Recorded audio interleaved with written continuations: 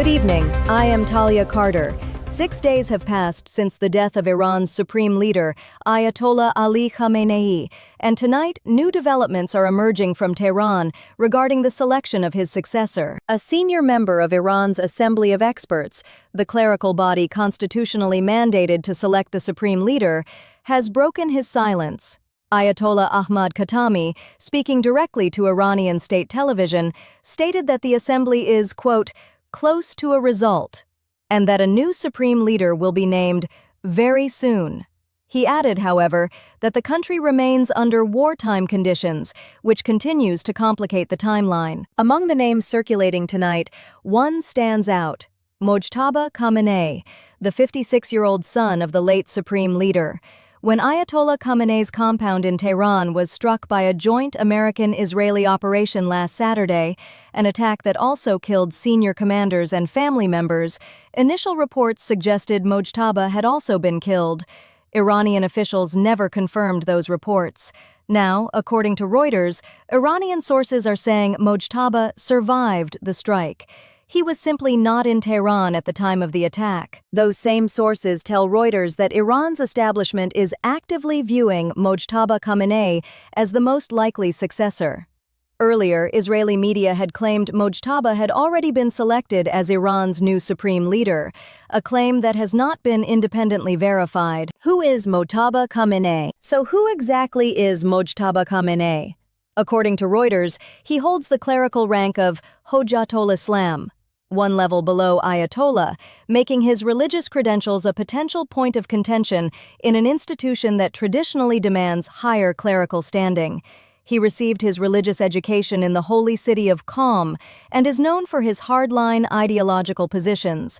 He has never held a formal government post, but analysts who closely follow Iranian politics say he has exercised significant influence behind the scenes for years. Critically, Mojtaba has cultivated deep ties with the Islamic Revolutionary Guard Corps, the IRGC, the elite force tasked with protecting Iran's Islamic system. Those connections have reportedly given him considerable sway over both Iran's political and security structures. He has been seen at pro-revolution rallies, but has rarely spoken in public, preferring to operate in the shadows. His potential succession has not gone without criticism, however. Detractors argue that dynastic rule would be a direct contradiction of the values of the 1979 Islamic Revolution, the very revolution that toppled the American-backed monarchy of Shah Mohammad Reza Pahlavi. Ironically, Ayatollah Khamenei himself had previously signaled opposition to hereditary succession. Mojtaba Khamenei is not the only name on the table. Hassan Khomeini, the grandson of the Islamic Republic's founder, Ayatollah Ruhollah Khomeini, is also being mentioned as a potential candidate. Additionally, Ayatollah Alireza Arafi, a member of the powerful Guardian Council and deputy chairman of the Assembly of Experts, is being watched closely. He is also currently serving on the 3-member Leadership Council, now temporarily holding the Supreme Leader's powers. That 3-member council was immediately activated under Article 111 of the Iranian Constitution following Khamenei's death.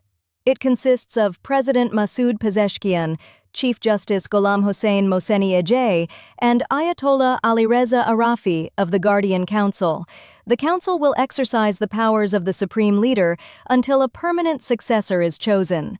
Beyond the council, 2 other figures are playing pivotal roles in Iran's wartime decision-making: Ali Larijani, Secretary of the Supreme National Security Council, and a close advisor to the late Ayatollah Khamenei, who had, in the weeks before his death, been handed extraordinary new responsibilities, including a direct role in Iran-US negotiations, and Bagher Ghalibaf, Speaker of Parliament. Now to the central question being asked in Washington and Tel Aviv tonight.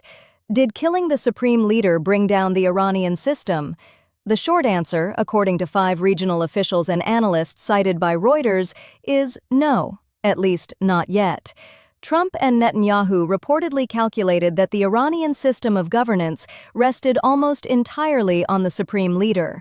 Remove him, the theory went, and the entire structure would collapse, perhaps opening a window for regime change. Trump had even publicly encouraged the Iranian people to seize power once the operation was complete. but analysts say that calculation appears to have been flawed. Iran's political system was deliberately engineered after 1979 to resist exactly this kind of decapitation strike. Power is distributed, not concentrated, across religious institutions, security establishments, and overlapping networks of authority. Quote, Iran's political system was deliberately designed so that it would not depend on any single leader.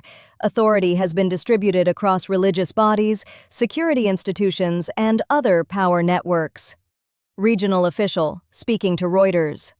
Iran's military command structure remains operational, though under severe strain. Missile forces, air defense systems, and senior commanders have been targeted, but the architecture persists. Iran operates two parallel military structures, each with its own independent chain of command, both reporting directly to the supreme leader. The first is the Artesh, Iran's conventional regular army, with approximately 420,000 personnel, including ground forces, the Navy, the Air Force, and air defense units. Its mission: defend Iran's territorial borders on land, sea, and air. The second, and arguably more powerful, is the Islamic Revolutionary Guard Corps, or IRGC, with an estimated 640,000 personnel, including the Quds Force and the Basij Paramilitary Reserve. The IRGC's mandate goes far beyond conventional defense. It exists to protect the ideological foundations of the Islamic Revolution itself. Its aerospace force controls Iran's ballistic missile and drone arsenal, widely regarded as the backbone of Iran's deterrent strategy against both the United States and Israel. The Basij, the IRGC's mass mobilization wing, handles internal security, crisis response, and ideological enforcement inside the country. Above the battlefield, Iran also maintains a Supreme National Security Council, which coordinates national security policy by bringing together top military commanders, intelligence chiefs, and senior political officials. It does not replace the military chain of command, but it ensures strategic coherence across all pillars of the state. The bottom line tonight: Iran is not Iraq. It is not Libya. It is not Syria. Western analysts themselves are acknowledging that Iran's Islamic system is not a one-man show. Killing the supreme leader has created a succession crisis, but it has not, at least for now, created a power vacuum. The Assembly of Experts says it is close. The world is watching. Reporting for Digital Dispatch, I'm Talia Carter. Stay with us.